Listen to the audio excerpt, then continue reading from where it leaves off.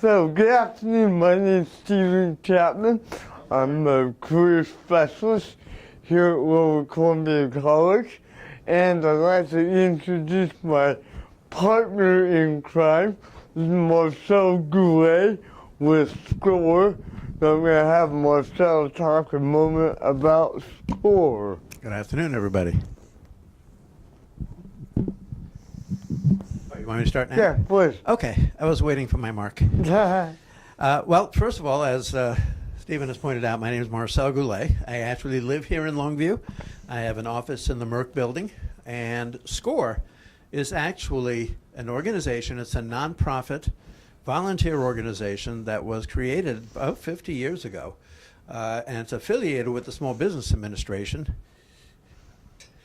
It's affiliated with the Small Business Administration, has approximately 11,000 working and retired business professionals who provide free mentoring resources. We have over 300 SCORE chapters, which has provided services of over 374,000 folks in the last couple of years. We have a chapter here in Vancouver. I've recently been selected to be the chapter chair in Vancouver, and part of my objective is to make sure that we offer SCORE services here in the Cowlitz County area.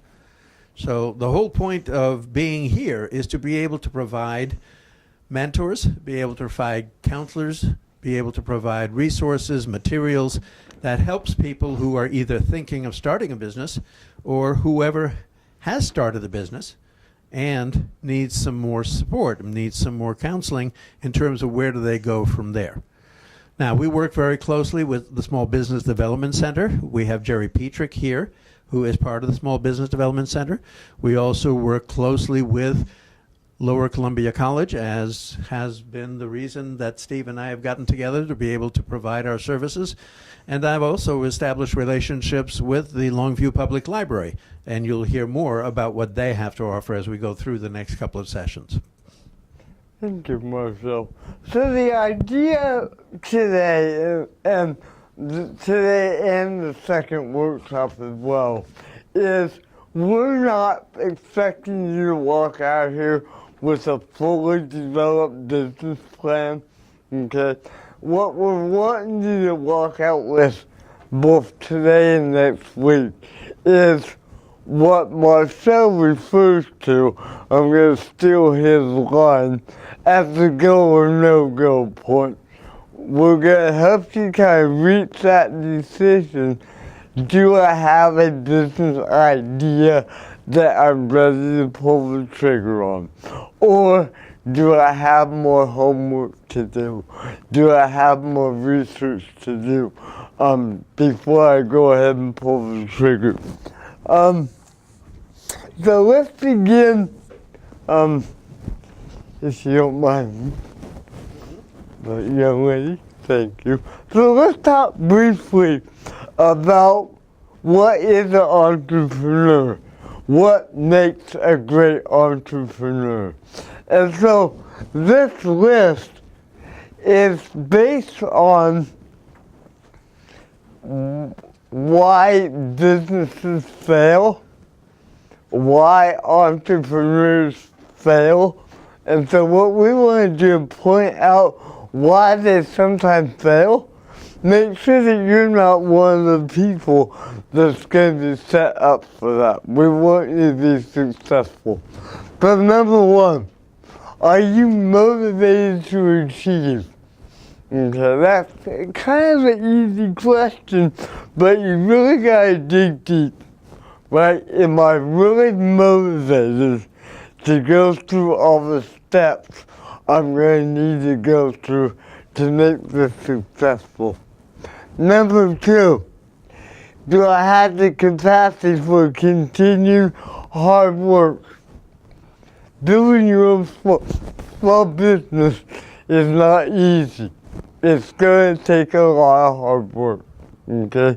You don't just open your doors and say, here I am, come buy my stuff. A little more difficult than that. Does non-conformity fit your personality? Are you somebody that likes to always fit in the box? Or are you quite happy being outside that box? You gotta be comfortable being outside the box to be a great business leader. Okay? Leadership. You have strong leadership skills. If you're gonna be an entrepreneur, you're gonna have to be a leader. Okay? You might hire people along the way to help lead certain parts, but you've got to be the top dog. Okay? At least starting out. Do you have street smarts? Street smarts is a little different than did I take a college class in how to start a business.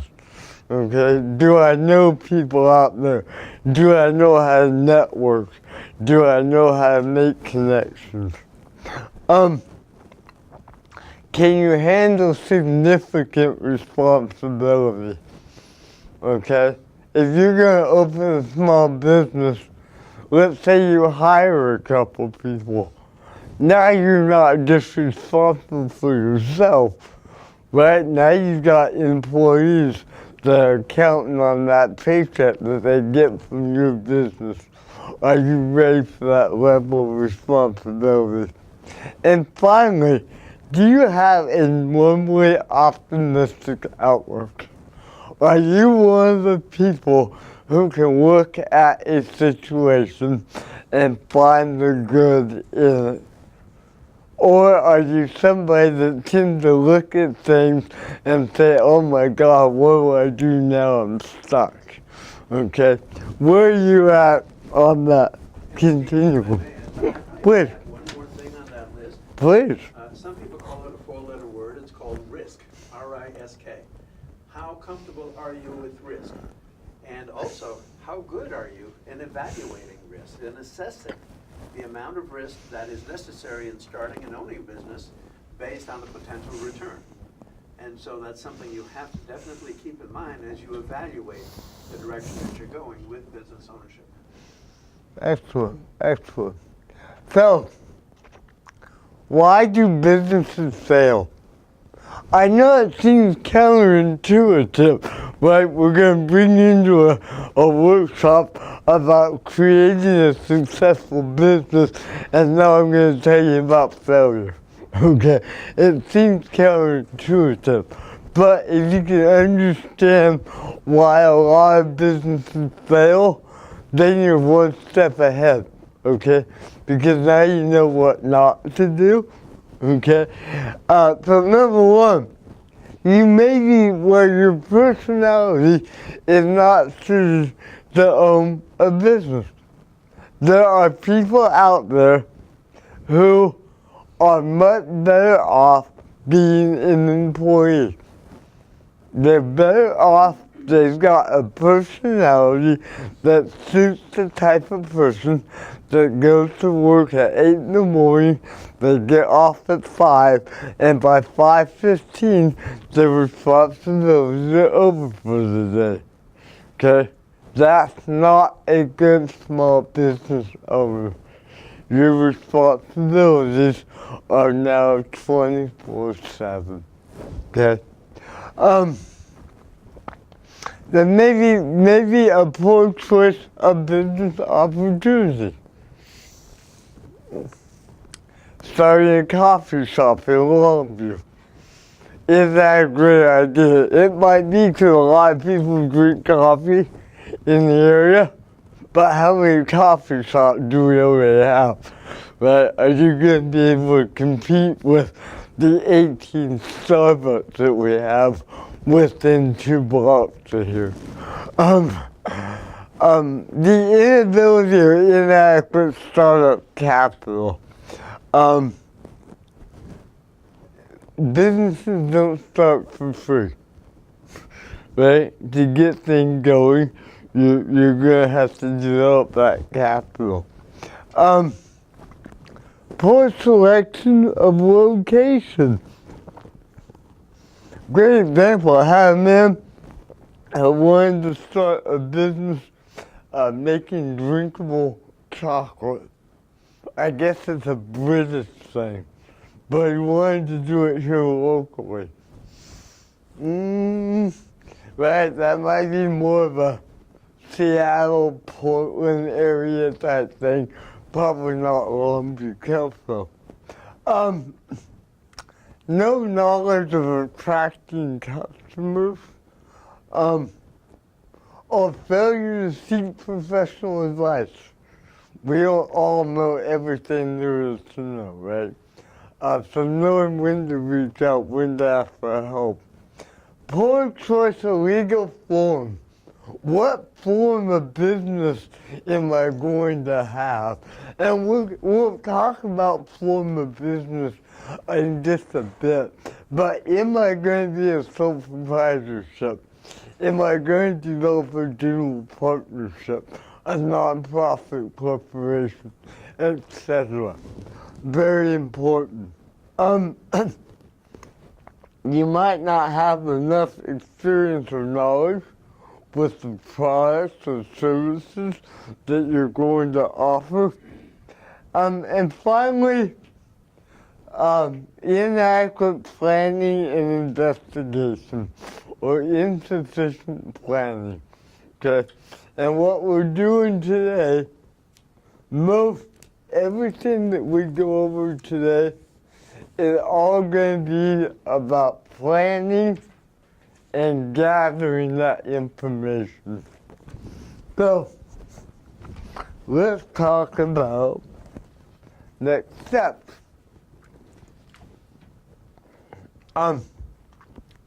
So, meaning. What is your meaning? Why do you want to start a business? Is it because you want to improve the quality of life for people? Maybe you want to right a wrong, solve a problem. What is your meaning? Why do you want to do this?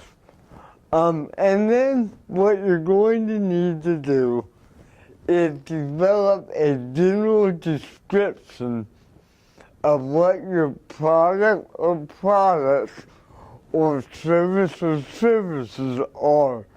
A general description. You will get more specific later, but first you need to develop that general description. Because here's why.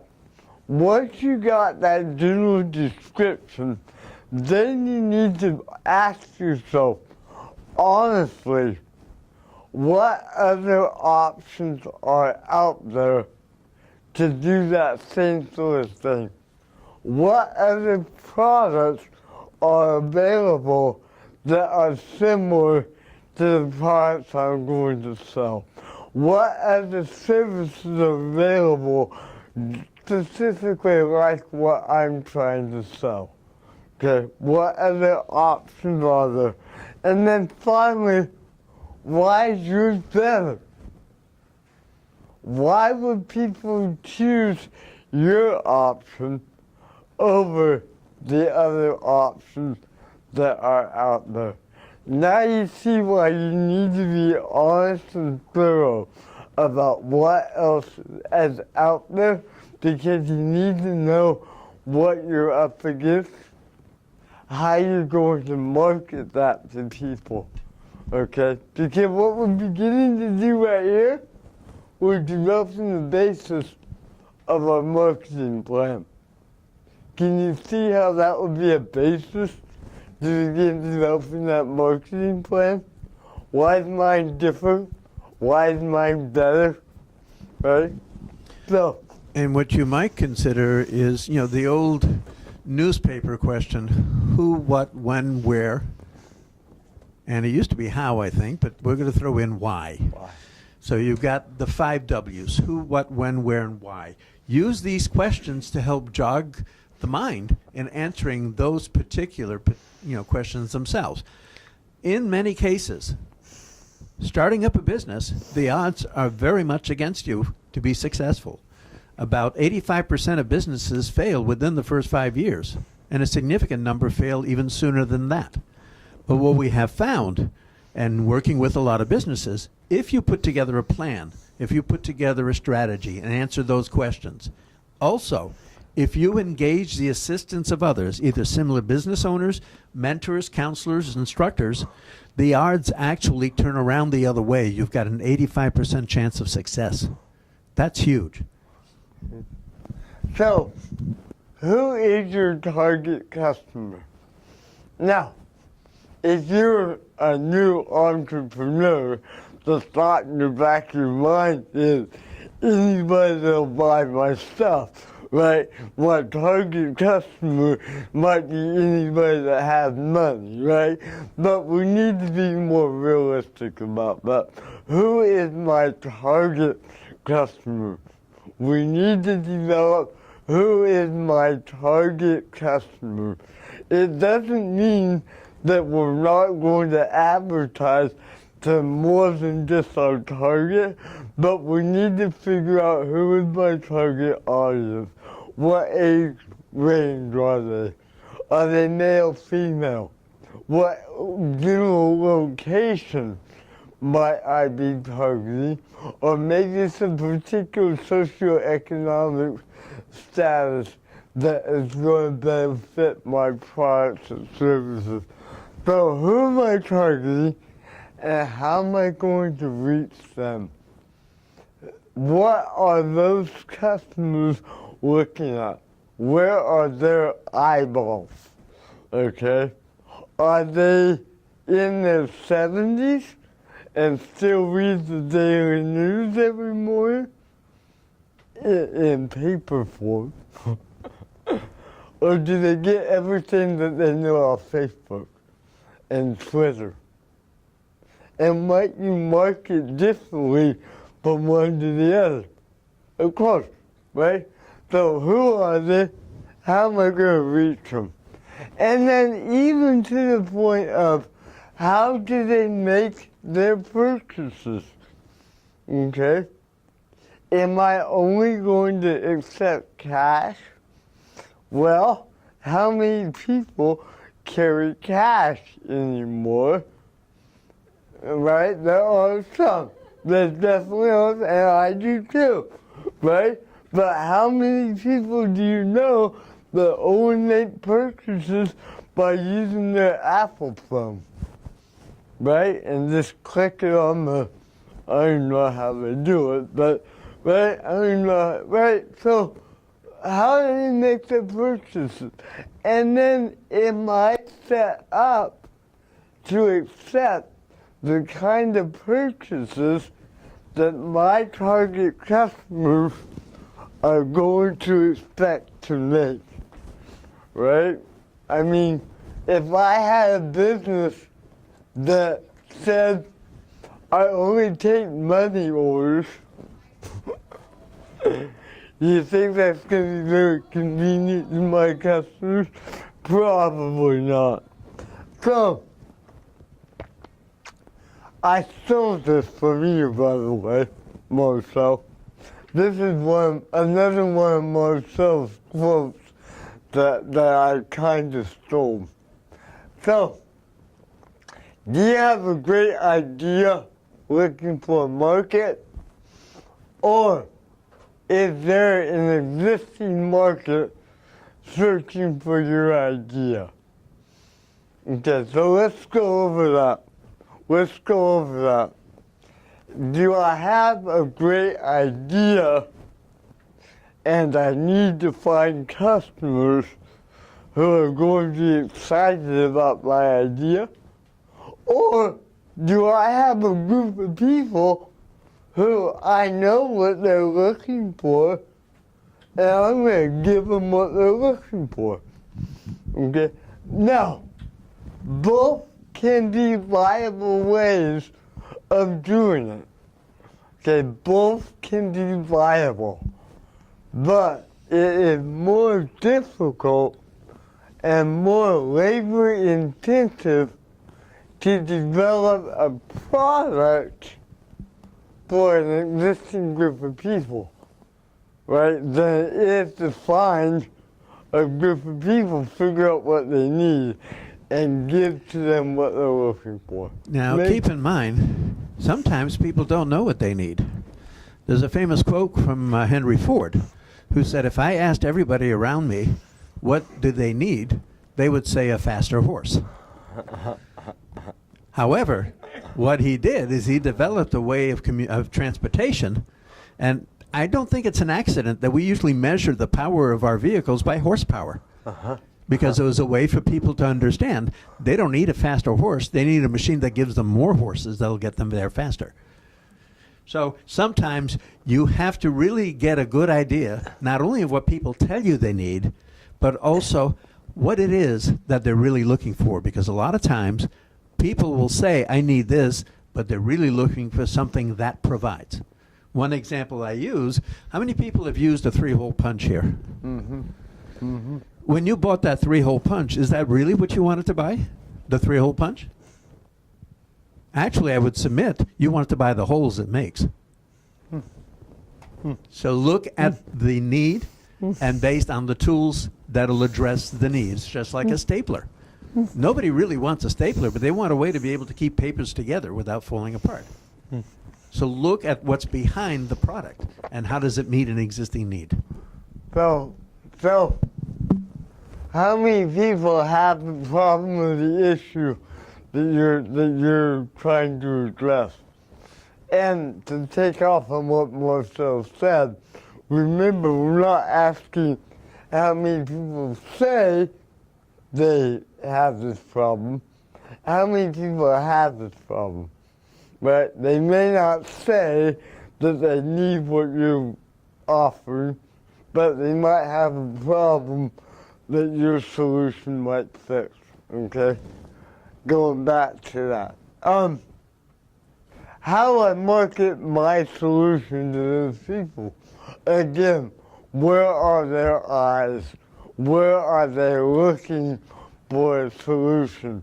How can I market that to them? Do I have a mantra? Branding. Nike, just do it. Slogan? Yeah. Sometimes you'll hear a slogan, or a branding could actually be a symbol. So that, for example, everybody knows Nike is the swoosh. The swoosh, yeah. But often you can provide a lot of information just by a phrase or by a symbol that connects that to your company. And more importantly, it connects it to my target audience. Right? It connects it to my target. Okay? So, an old black and white image may not be the best way to go if I'm marketing to 15 to 18-year-olds. Right? Because they like color and bang and flash. It's gotta move, right? Everything has to move. And if you want to play a fun game sometimes as you're driving down the road, of course, pay attention to where you're going. But you might want to check signs out, because you're often going to see these symbols or these brands everywhere. Who knows about the arches? Burma Shave. Some people might not know so much. But McDonald's, Burger King, they've got their own little logo. Sometimes as you're driving down, you don't have time to read the words, but you recognize the symbol. Yeah. And that becomes important. Yeah. How many times have we seen 3 or 4-year-olds see a symbol and they know what it stands for? You know? So, because somebody went and targeted that logo to that age group to get their attention. And then they can, the little one market the mom and dad, right? We know how that goes. So, let's talk about sales. How am I going to make a sale? How is it going to be made? The brick and mortar refers to I have my own shop. I have my own business. I have my own storefront. That would be brick and mortar. It might be door to door. Yes, there are still door-to-door salesmen Not very many, but they are still out there. Internet retail. Oh my God. Is that a market going crazy, right? Internet retail. On credit. I might provide services that people need to purchase on credit. Am I going to be okay with that? Am I going to be able to have the income to manage those lines of credit? Or maybe, cash, check, credit card. Now, if I'm doing checks, credit cards, now I've got to develop the internal structure to be able to accept those types of payments. Okay? So we got to keep in mind what infrastructure am I going to need to have to accept the types of payments that my customers are going to be able to be expected to make. Okay? There's really not an issue of accepting cash, right? But if you're going to accept credit card payment, then you got processing, bank, all that. And so how am I going to make my sales? And how are my customers going to expect to be able to make sales? So, what type of business form am I going to have? Now, this is going to make a difference in your taxes, your liability, your reporting requirements, and whether or not you're hiring employees. Okay, so all these things need to be looked at. Now, keep in mind, just because I start out with one form of business does not mean that I can't change it later under most circumstances, okay?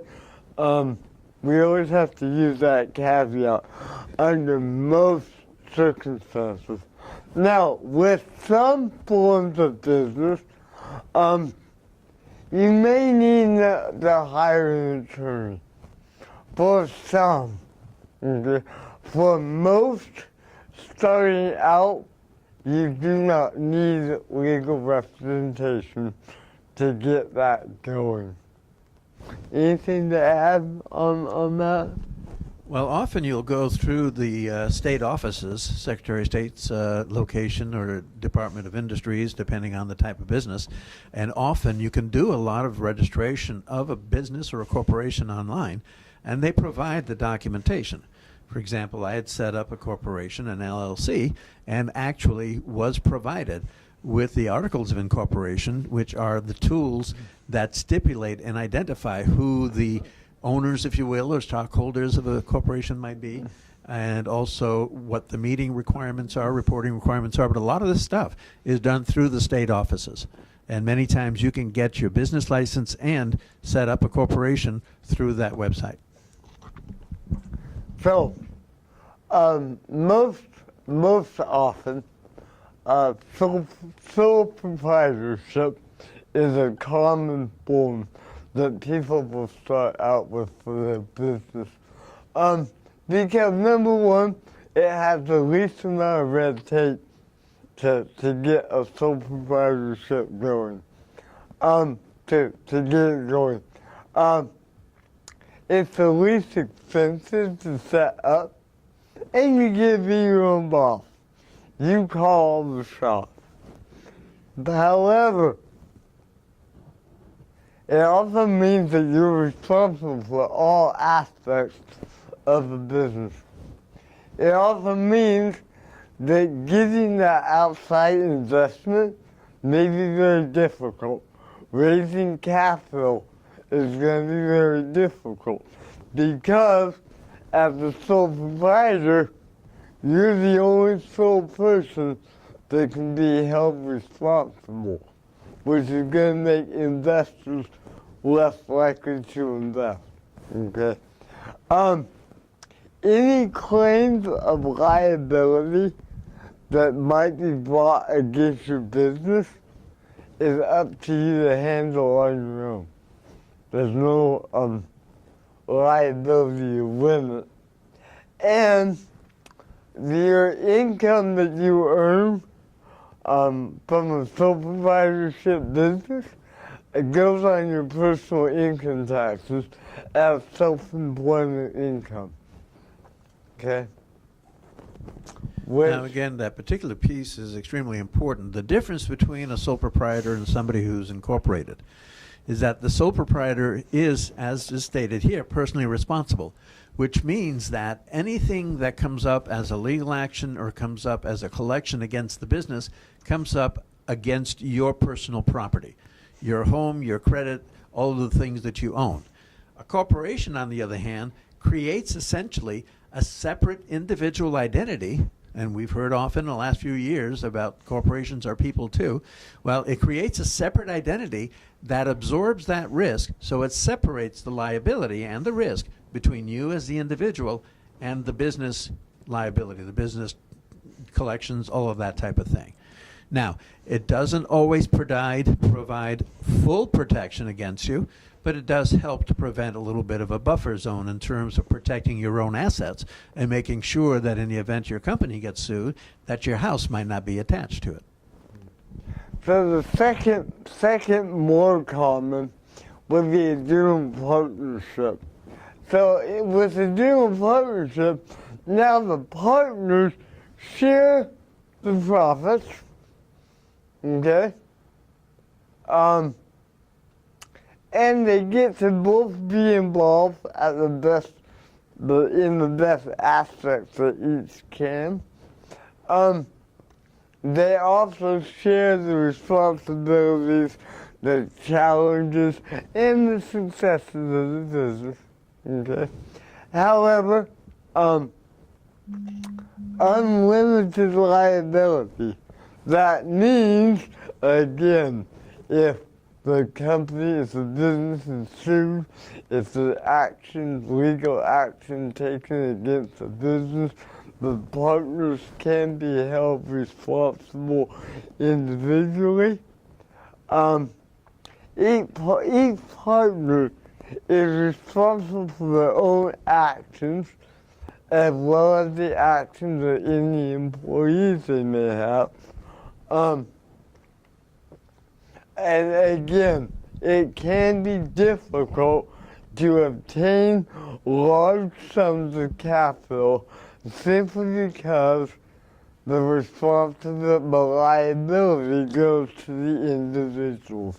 And so investors are less apt to invest in a business where, the two individuals share that responsibility. Again, income from a general partnership is going to be reported on each owner's personal income tax as self-employment income. In this instance, the question becomes, how lucky do you feel? In other words, as Steve points out, as Steve points out, you're responsible for your actions, but you're also responsible for the actions of your partner. And this is where partnerships often run into a lot of trouble, because one partner might take it upon themselves to create debt for the corporation or debt for the company, which the other business partner isn't aware of. And yet he is fully liable if that does not get satisfied. So in other words, in a partnership, you both share not only your successes, you share the mistakes of each of you individually and whatever liability that comes along. So that's why you've got to be careful when you go into a partnership that you've got the right terms of agreement, the right partnership agreement, the right understanding of who's responsible for what parts of the business, and that there is a way to communicate to make sure that no one gets left in the dark based on the actions of another partner. So Marcel, a moment ago, mentioned LLC, or the Limited Liability Corporation. So the LLC it allows what we call pass-through taxation. Okay, so now the corporation is taxed and not the individual. Okay, and so now what we have is LLC members. Okay, if you're a member of an LLC or a stakeholder, you cannot be held personally liable under most circumstances for any claims or charges against the LLC. They won't come after your personal assets. Okay, the other piece is that a sole proprietorship or general partnership can be changed into an LLC, into a limited liability corporation fairly easily. So just keep that in mind. Now, not all types of businesses can operate as LLCs, as limited liability corporations. Things like financial institutions, medical professionals, and other states, different states do have different rules, but financial institutions, medical professionals oftentimes cannot be an LLC because they need to have that liability attached to the work that they do. And then you do, without a operating agreement or articles of incorporation, the LLC will be governed, or the rules will be governed by whichever particular state you're operating in. But the articles of incorporation are very important when you start an LLC. So, an LLC does not file taxes itself.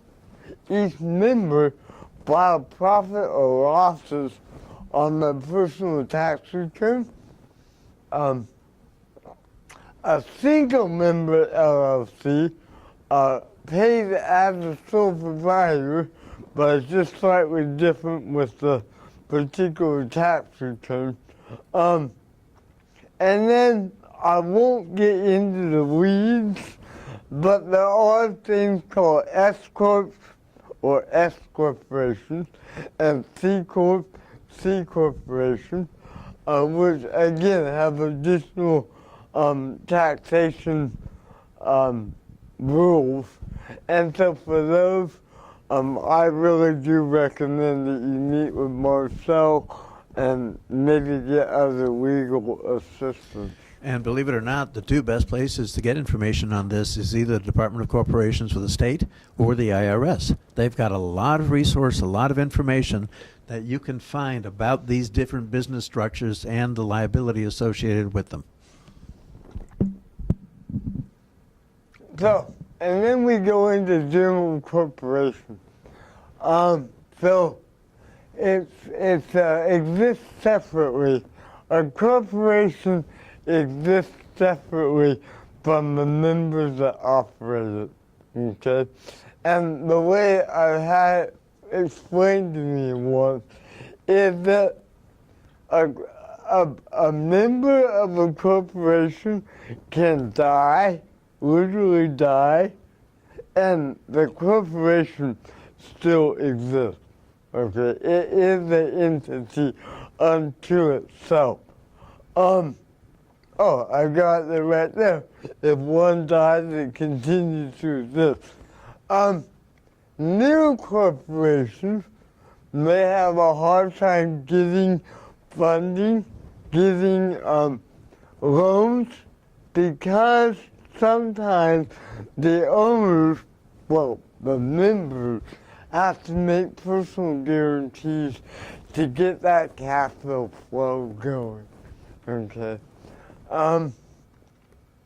obviously there are specific rules and record-keeping responsibilities that you have to maintain in order to maintain that corporate status. And then, again, there are articles of incorporation that need to be developed. It may be a cost. You may need to have legal representation to get that going properly. But it really depends from one business to the other.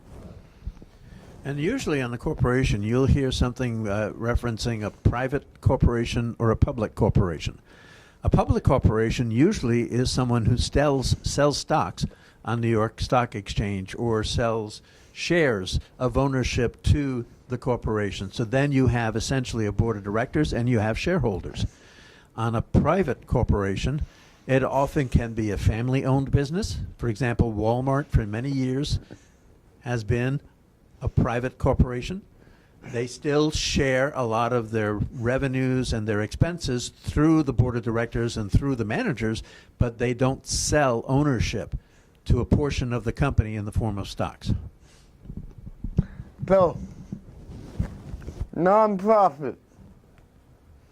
Nonprofit means that they don't make income, right? Isn't that what nonprofit means? They don't make a profit? No, that's not what nonprofit means. A nonprofit corporation is set up to pursue a social cause, okay? And a nonprofit earns profit, hopefully, otherwise they don't continue to exist. They make profit. The only difference is the profit that they earn goes back into the corporation to continue running whatever social cause they are projected to make. So again, the profits go back into whatever that social cause is.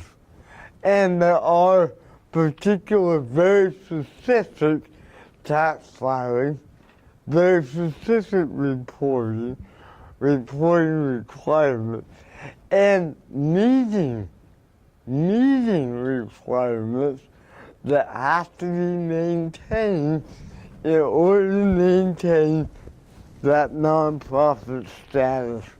And as far as the IRS is concerned, you might hear of a term called a 501c3. That's a nonprofit, which is a specific designation of the type of business for social services and often may be exempt, may not have to pay certain taxes, as sales tax. But there are also other nonprofits like a 501c4, a 501c6. Again, you want to check the IRS. And the big difference between those and a 501c3 is often a C4 or a C6 may have a political agenda, a political affiliation, where they can lobby for legislation, where they can promote and support the passage of legislation or electors, but a 501c3 cannot. A 501c3 can support, but they can't advertise saying, vote for this. So there are very strict rules and regulations based on the type of nonprofit that you have designated. So I'm going to talk briefly about stakeholders. And we're getting close to wrapping up for today.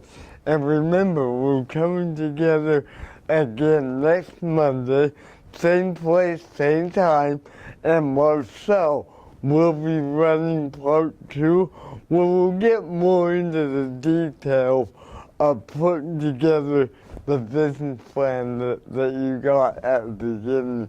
But stakeholders. So, stakeholders is anybody that might have a stake in my business or might have a reason to be involved or for me to involve them in my business idea. As I list these stakeholders, it does not mean that you are or are not going to need to involve these particular people. I'm bringing up this list so that you're able to ask yourself as you go along in this process, do I need to involve X? And if I need to involve X, when do I need to involve them? So it might be investors. Well, number one, do I need legal representation? Do I need a lawyer? You may not, but do you? Investors, do I have capital to get going? Or am I going to need some initial investors to help me get it off the ground? Do I need to involve a wholesaler? Where am I going to get my stuff? Okay? Distributors, how am I going to get my stuff from where it is to where I need it to be? Do I need employees? And if I'm going corporation, do I need board members? And at what point do I need to involve these different people?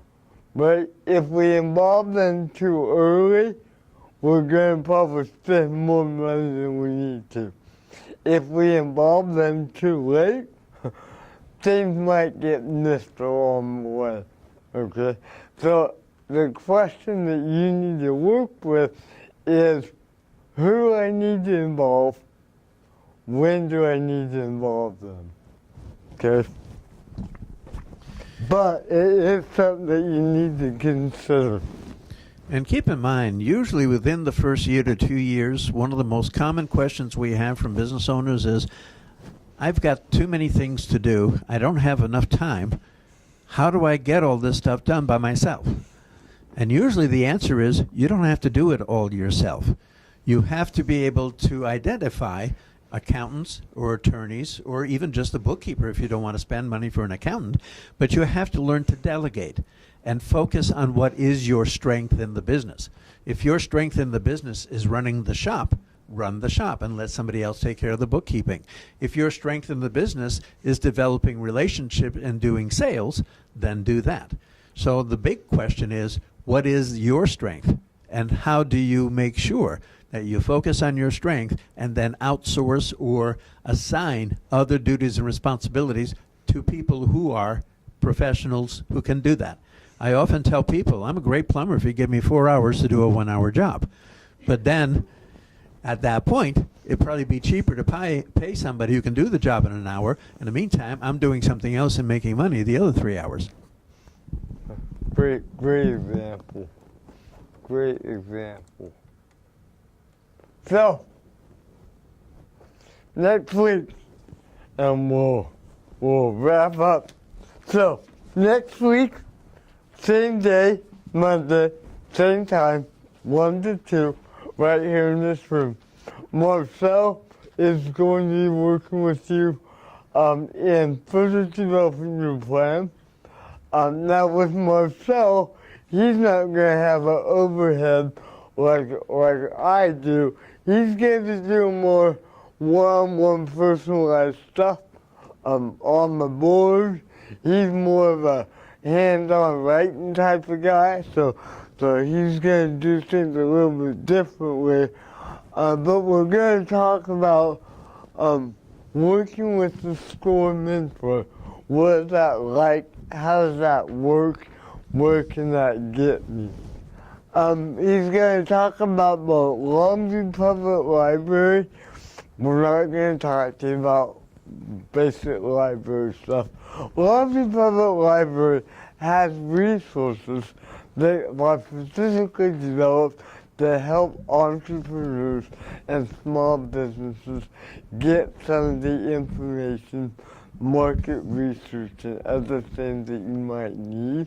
And so Marcel's going to talk about that resource and how to tap into that. We're going to talk more about developing that small business plan beyond the steps that we covered today. And next steps in the implementation process, and finally other supports and resources throughout the community that you can tap into as you go through this fantastic, exciting new stage of your life. So, as we wrap up, I'll let you know I've laid out a few books up here that are mine. But if you want to get an idea of some other publications that you might tap into, go ahead and take a look. I'll be here for questions afterwards. And thank you all, and we'll see you all next week. And next week, we'll drill down a little bit deeper into actually putting a business plan together, what resources, what information. I have a bunch of material up there on the back table if you want to take a look at that and see if anything might be of interest to you. And as Steve pointed out, we're going to get you moving in a direction, giving you information about other sources and other assistance that could get you where you want to go. And if I could get the two ladies to sign in, I'll bring this back to you. We just get a name, email, phone number, so we can reconnect down the road.